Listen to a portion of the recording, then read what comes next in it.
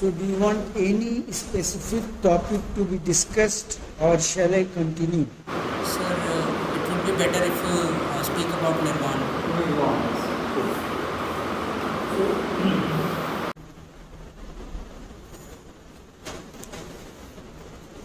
The vision of Nirvana has come to us from the ancient past. For the first time, the Vedic rishis gave us the vision of Nirvana. Later on, such a vision of Nirvana was given to us by Lord Buddha. In fact, Lord Buddha is identified with Nirvana. Biologically speaking,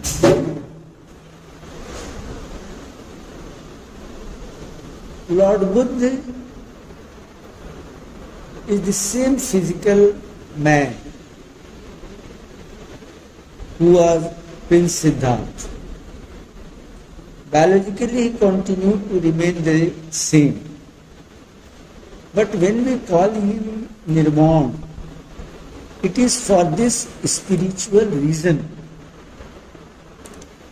that he attained a very high plane of spiritual consciousness, which we term Nirvana. And Buddha means Nirvana. Later on, in 19th, 20th centuries,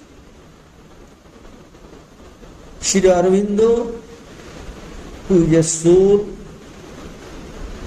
descended from the unknown eternal heights, came to the earth to reveal the supra-terrestrial truth of this life. These were those truths which could not come into the vision of the Vedic rishis, including Lord Krishna.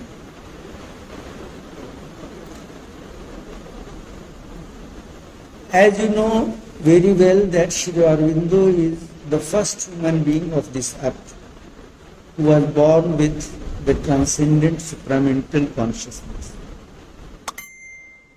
So the vision of Nirvana which emerges out of his being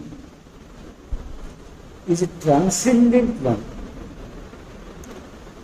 Though he says that the very birth of Lord Buddha on the earth is one of the rarest events on the earth. But today we shall explore Sri Aurobindo's vision of Nirvana.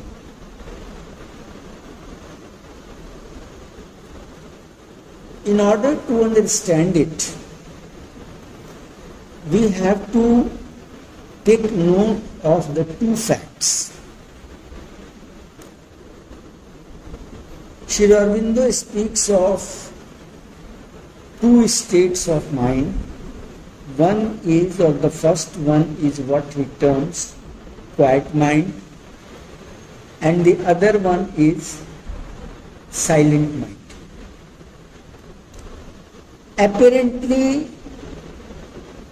these two words look alike from the point of view of meaning,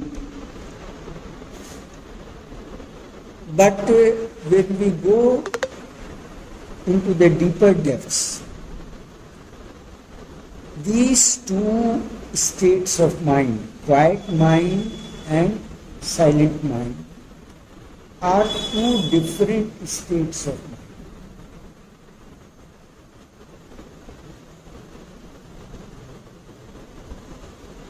Ordinarily, we are of the view that we think. Individually you think, you say, "Sir, I think so." And when you say, "I think," you mean to say that you manufacture thought. Is it? If I say, "I think so," actually I mean to say that I manufacture thought.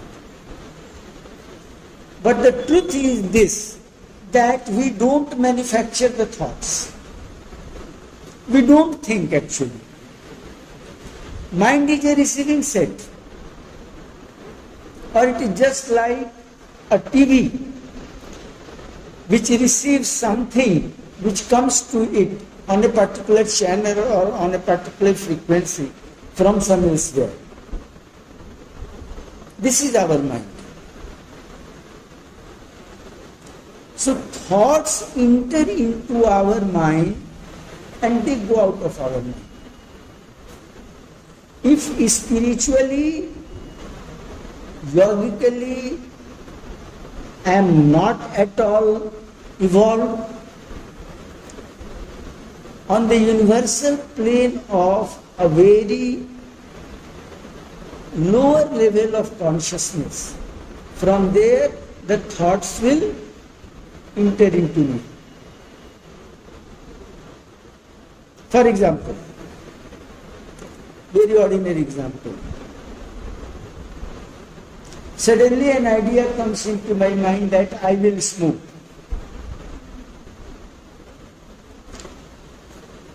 So, the thought of smoke or smoking is the manifestation of a very lower plane of physical mind consciousness, or maximum up to what Sri Aurobindo calls the lower level of vital mind consciousness. So, the vital mind consciousness or physical mind consciousness or any plane of mental consciousness or spiritual consciousness is the individual counterpart of the universal plane of vital mind consciousness or physical mind consciousness. So firstly it is the universal plane of consciousness comes into existence, then its counterpart comes into existence in different individuals. If some higher ideas, higher thoughts come into your mind, because individually you are yogically and spiritually evolved, so your mind is capable of receiving those thoughts, those ideas which are the universal planes of yogic and spiritual consciousness, and they descend into you. So actually thoughts enter into our being. It is because we are not at all yogically evolved, we are not aware of this truth. But Sri Aurobindo makes it very clear that thoughts descend into our mind. But inwardly, we have something which has emerged from our deepest soul being, which is capable of witnessing everything within us. Rishis call it Sakshi Bhav. Sri Aurobindo has translated it as witness attitude, by which we are able to see that thoughts enter into our mind.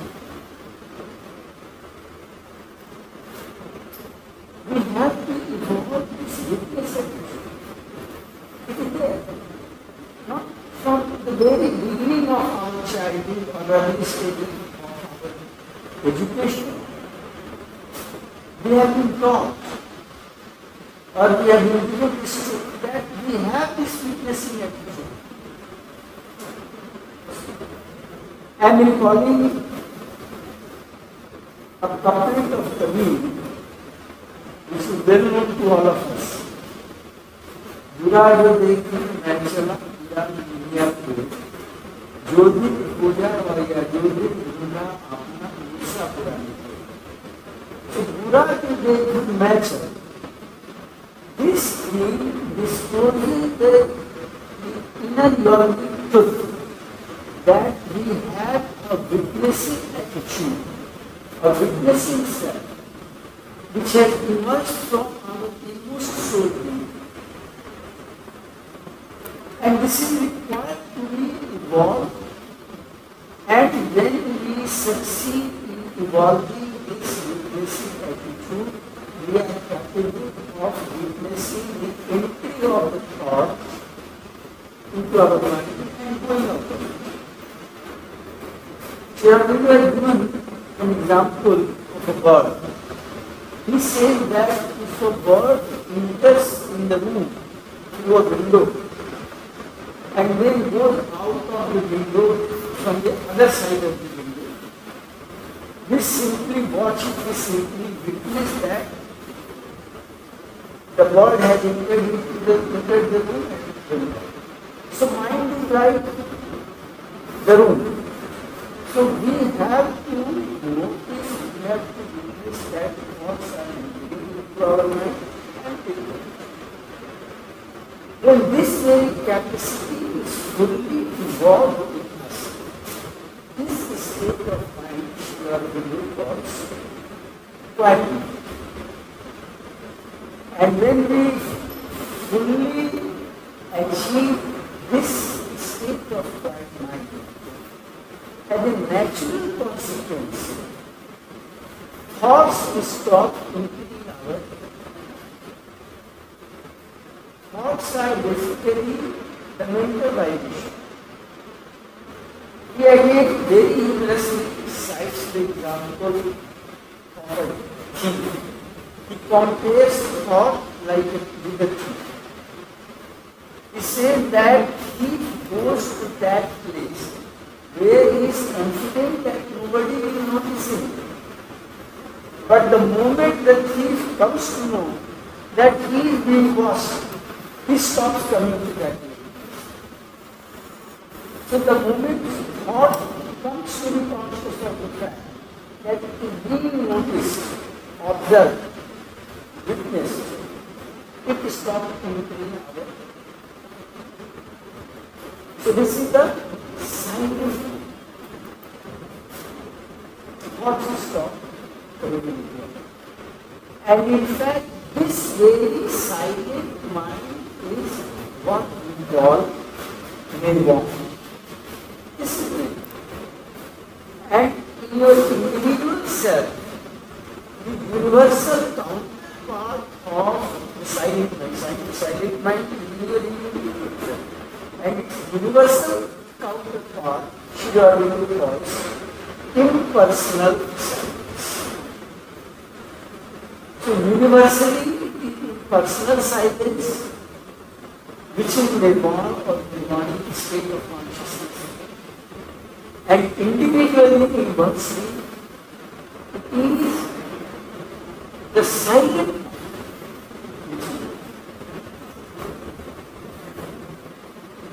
And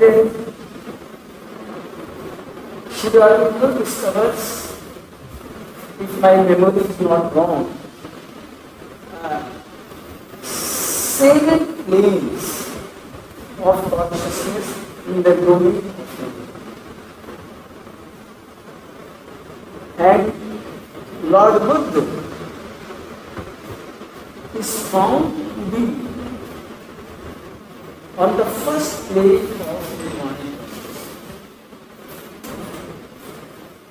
It is for the reason that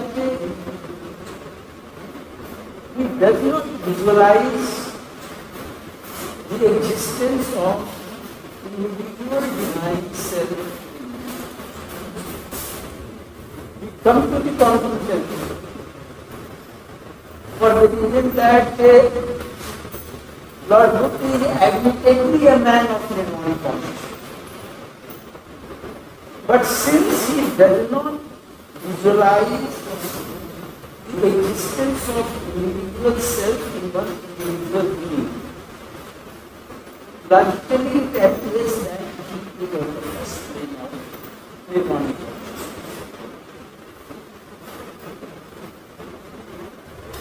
When we move to the Vedic rishis, ancient Vedic rishis, they also speak of nirvana,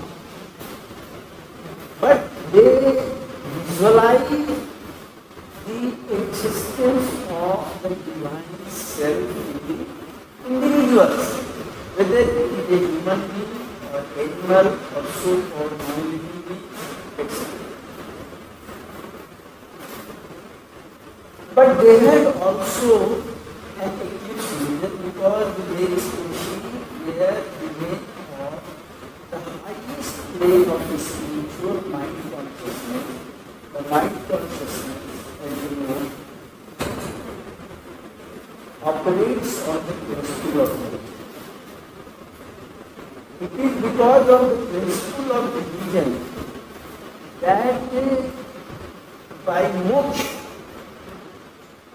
they mean freedom from the cycle of birth.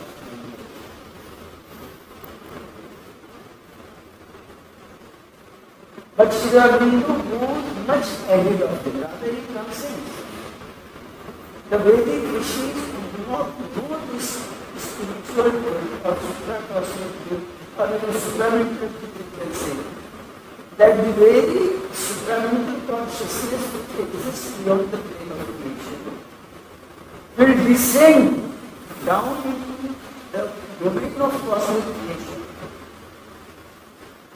And mainly there are three planes of consciousness. Either they are in the gross form or in the subtle form.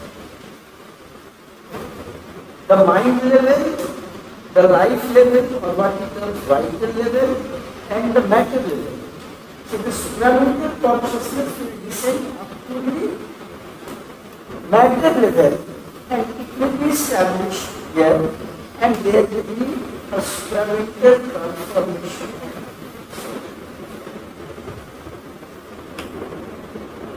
So Sri Aurobindo's consciousness is also Nirvanic consciousness. So very clearly the planes defined. There are seven planes. Dependently not wrong, or which Sri Aurobindo says. Anyway, because try to understand what we want. So firstly we shall see Nirvana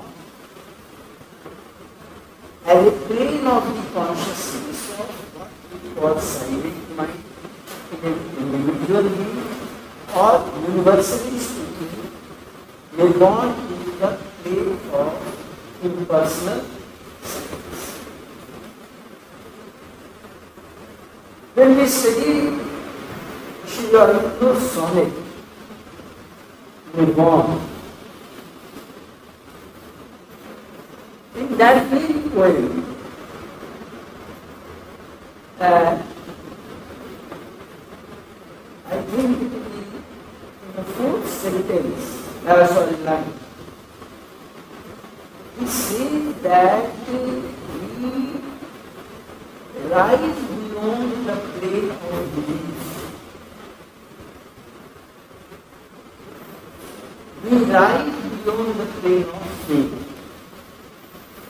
Ordinarily, we are on the plane of faith. Faith in two senses. Or belief. So truth firstly comes down to us from the fundamental plane of consciousness in the form of what we call faith or belief. And this faith and belief exists on the plane of intuitive mind consciousness. You already know that Sri Aurobindo has given to the four planes of spiritual mind consciousness. The higher mind, the human mind, intuitive mind, and overmind for consciousness within the domain of spiritual. So the origin of faith and origin of belief is the intuitive plane of it. So truth comes to us in the faith of, in the form of faith. But we have to evolve ourselves logically that it is really faith, because there are so many things which comes in the disguise of something to misguide us. So for example, you will recall an incident in Shakespeare's Hamlet that Shakespeare's father died, and it is stated that when he was sleeping in the orchard, he died of snake bite.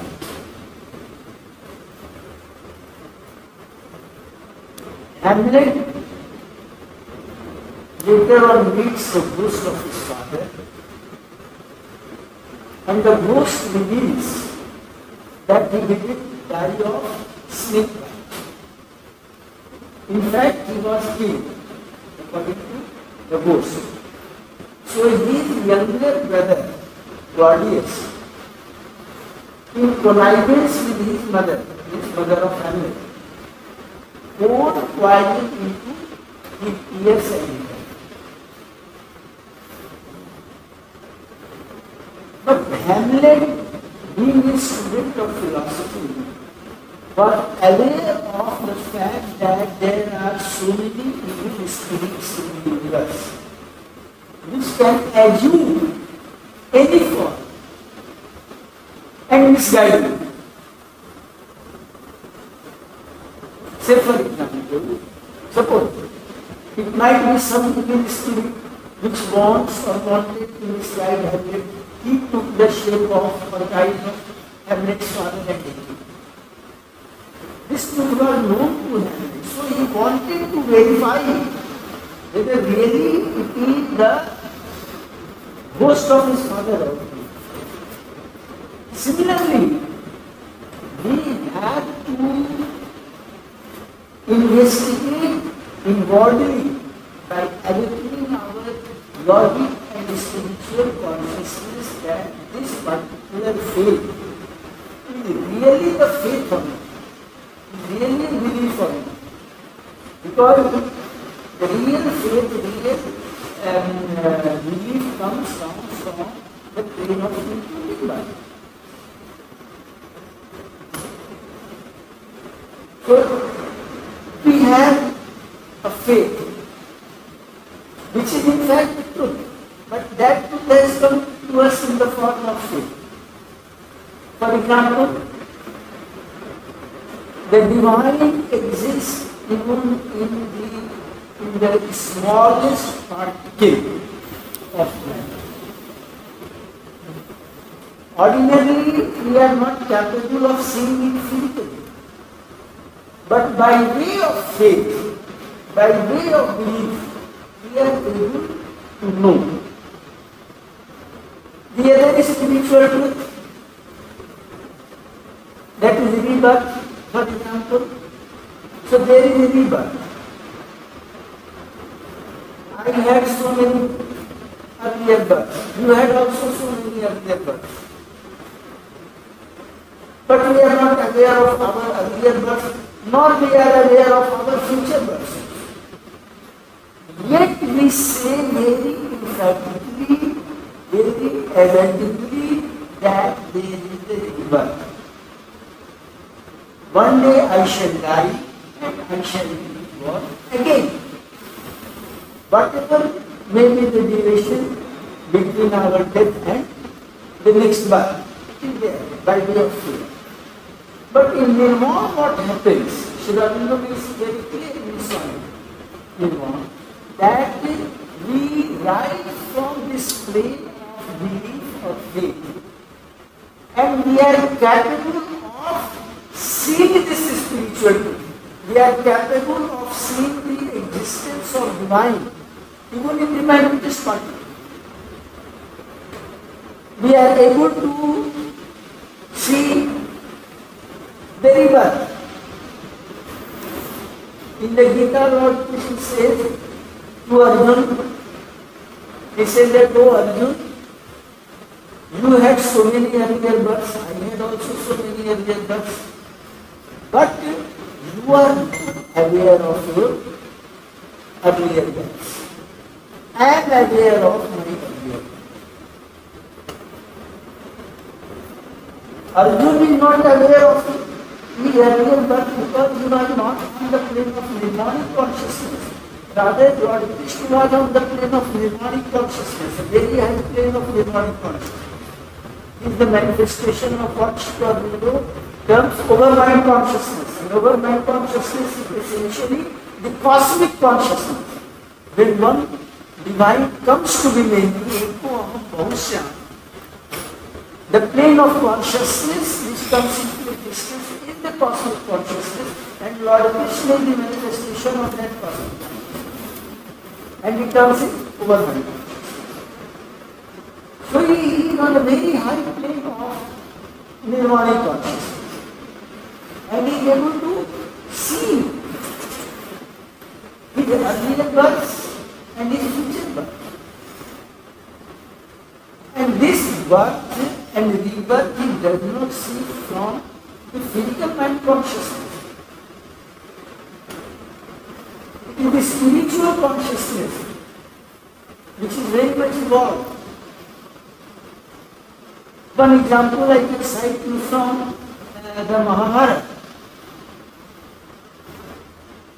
All of us know that Bhishma Pitama was granted with Ichha Mrityu, death at will.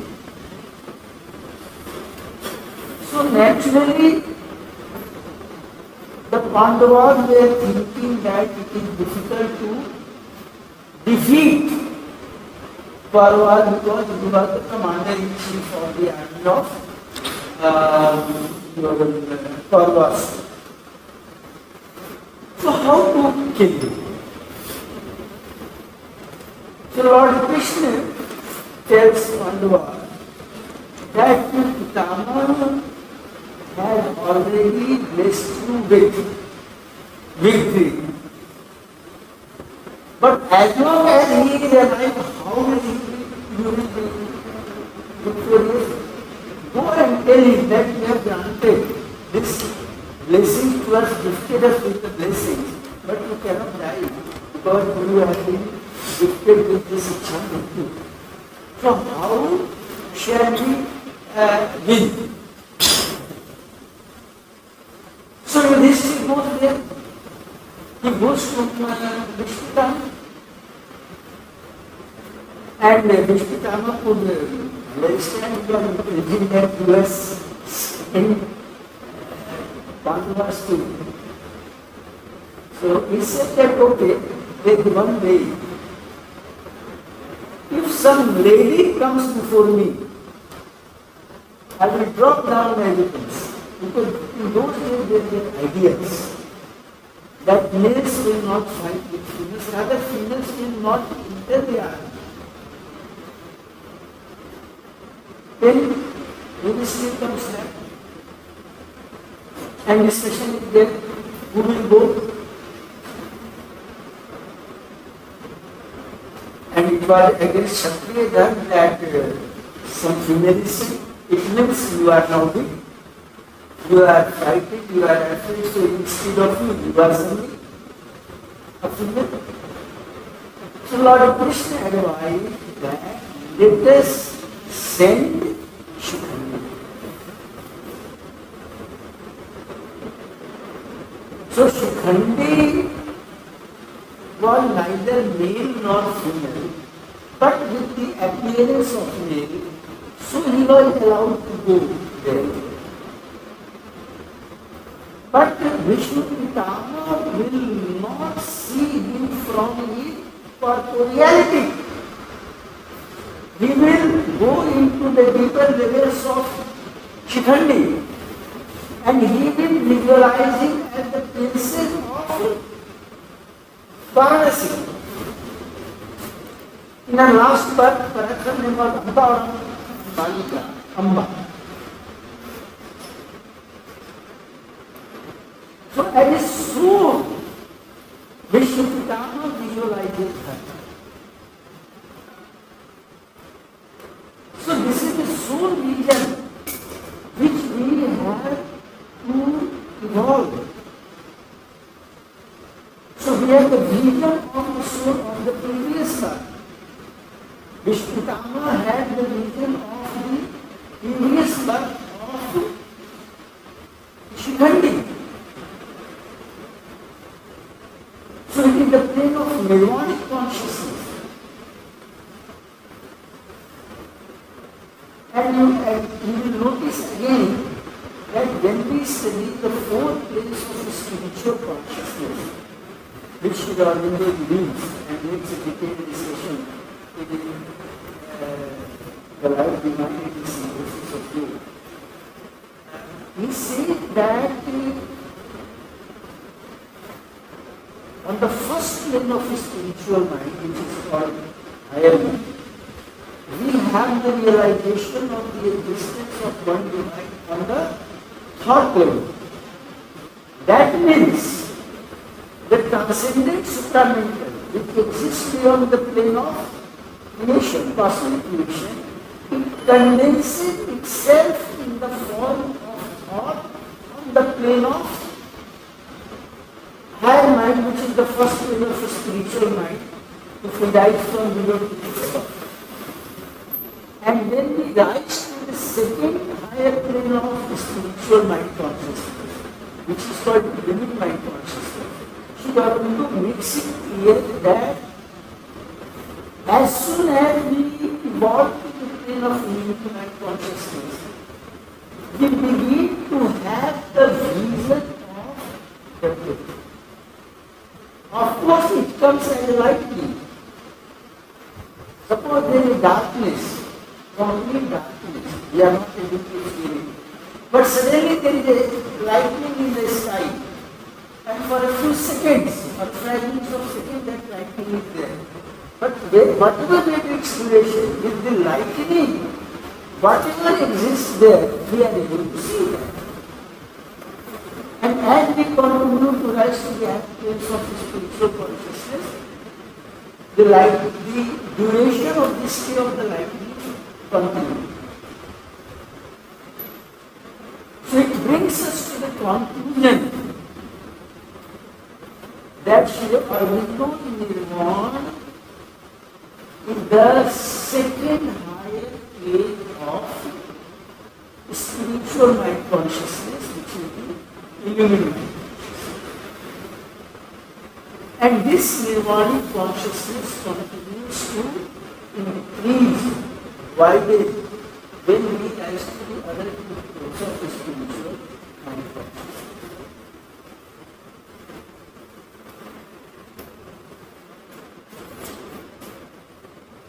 The other important thing is this, that when your mind is silent, that is to say, when you are on the plane of nirvanic consciousness, it is not that your mind is void of anything.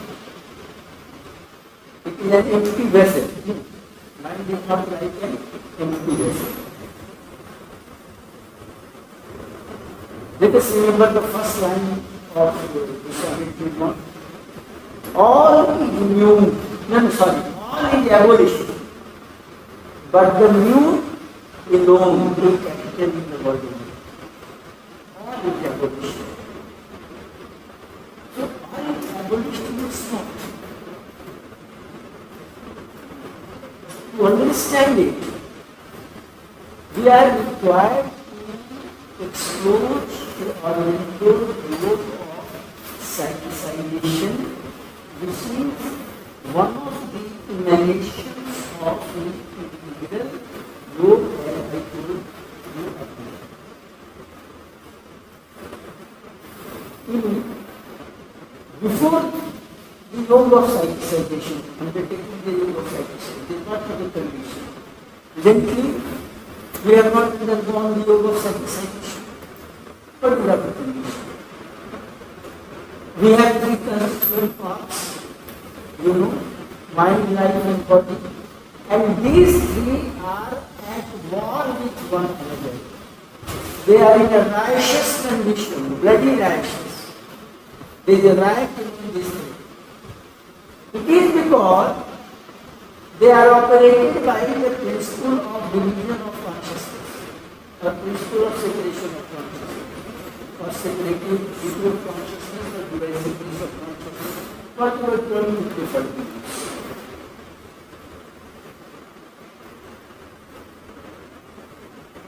You know also that the divine self exists in us in its two qualities. Its sovereign quality is called Jivatma or Atma in Sanskrit. Both letters are the same, Jivatma. And this divine self has other qualities. And this quality is the state of the spark of Jivatma or Atma. And Sri Aurobindo uses the term soul for this spark. And this spark has a tendency to be fire. The spark of the divine self, the spark of the Atma, has a tendency to be fire. And ordinarily it remains behind the body, life and mind, and its center, its seat is our heart, not the physical heart. There is a subtle heart. I again wish to repeat the truth that though this yogis and spiritualists have seen the existence of our subtle being, the very discovery of Einstein that matter is the condense form reveals the truth that there is the existence of subtle physical plane. So there is a subtle heart, subtle physical heart, and behind that there is the seed of this spark of soul. In course of time, evolution, or in course of becoming towards fire, a personality of the soul or the spark emerges, which Sri Aurobindo calls psychic being or psychic being. And he also gives a Sanskrit term that is Chakti. So in the yoga of psychization, this Chakti Purusha psychic being or soul being comes forward and takes over the control of body, life and mind. As a result of which the very consciousness of this Chakti Purusha psychic being, which is essentially the transcendent divine consciousness, percolates into these beings and they undergo a transformation.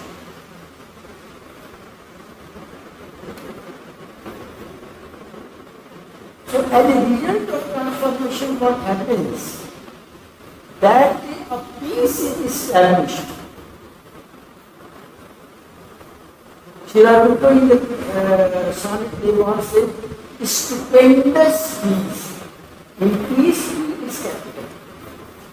So this is the peace which exists beyond the plane of cosmic creation. Mahava Shanti, Divya Shanti. In Sanskrit, you hear the term Shanti Rev Shanti. For that very transcendent divine peace, a peace is required to be established into our being. So as a result of psychization, what happens that a passage is built up in our being, that the Bhagavad Shanti, the transcendent peace which exists beyond the plane of creation, descends into our being. So a new foundation of our being is laid. And in fact, it is our new birth. Physically, it may not be new birth. But inwardly, from the point of view of consciousness, it is our new birth in the old physical body with which we were born again. That is why Buddhists would not consider. So all is new means whatever all those things which were the result of the unsatisfied state of being. All those things were abolished, they didn't exist. Again I repeat for your clear. The sonnet begins with all is abolished. This all is the product of the plane of consciousness which allowed itself to be operated by the principle of the reason or consciousness. So they were abolished, they lost their existence because it is the psychic being or Chaitya which took control of our being or other parts of our being.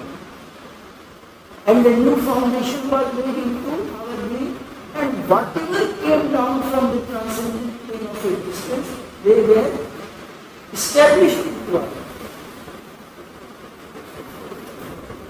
So Nirvana is a very high plane of spiritual consciousness. If we investigate Nirvana from the perspective of sheer unknown, it is the plane of what he terms living mind. Because he says very emphatically in his sonnet that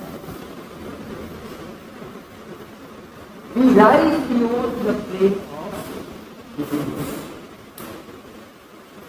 There is no grief in your heart. This is we often say it. There is no grief in your heart.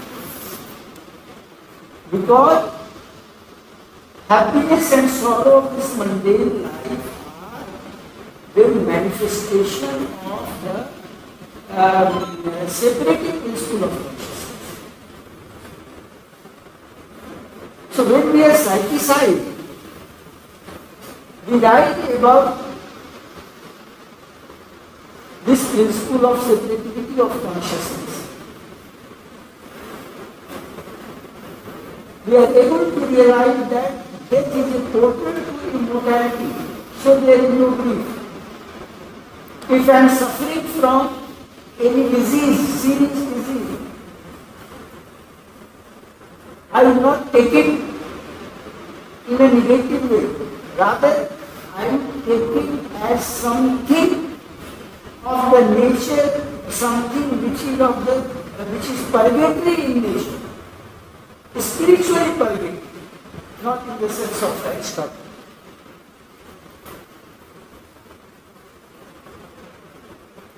So there is no grief. In the Gita, Lord Krishna speaks of Sthiprajna. So in Sthiprajna, even if you get a lottery of 5 crore, in Kaun Banega Crorepati, you are not excited, you are fine. And if something worse happens to you, still you are not excited with grief. You take it as a will of the divine, and whatever is the will of divine, that is for your purpose. When you were a child, you had a tendency, you miss all of us as a child. That when there was a candy, it was made. As a child, we had a tendency to take the flame of the child into our dream. So our guardians, mother, father, whosoever they stopped us. And we started crying. No, I want to catch it. But my mother knows, my father knows, the elderly person knows that no, such a demand cannot be fulfilled because it is harmful for you. So if I am suffering from the disease, something greater is becoming. And what is that greater thing? We are able to do in that state of freedom. This is what Lord Krishna terms sthit prajna. So the state of sthit prajna comes as a truth of living. So Sri Aurobindo reason of nirvana is a fact matter of evolutionary breakthrough.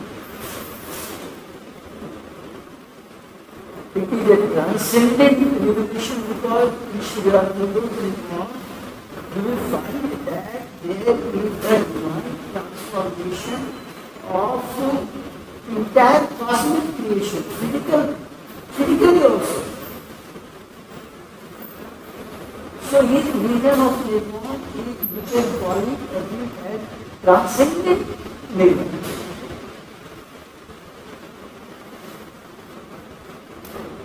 Ordinarily, people by nirvana means death. If we say to be physical, a death only, yes, you can view it as a death. But death of what? Death of your mundane consciousness. Earthly consciousness, and with the death of mundane consciousness, a new consciousness that is of yogic nature, that is of spiritual nature, that becomes the foundation of your being, and there you enter the goodness. So death of mundane consciousness and birth of yogic nature. If you prefer to use the word, but not death of mundane consciousness. In Savitri also there is a canto on the ground. You can go to that and you will have a wider view. But from the point of view of examination, whatever I have told you, that is sufficient for you to write. But for the sake of higher knowledge, you must not stop your status. As much as you do, your consciousness will grow, will evolve, and you will be able to produce a very qualitative answer in your examination, not only of your master's level, but for other competitive examinations. If you are interested in research, etc., so this will help you a lot. So you can have a discussion. So many things, whatever I have told you, it is not simply a superficial study. It is not a superficial study. With a research mind, I found all these things. When I studied Sri Aurobindo, because of the road, life demand, the life demand the synthesis of you. Whatever I have told you, just related it before you. In fact, like a postman and delivering this message to you which I have received from you.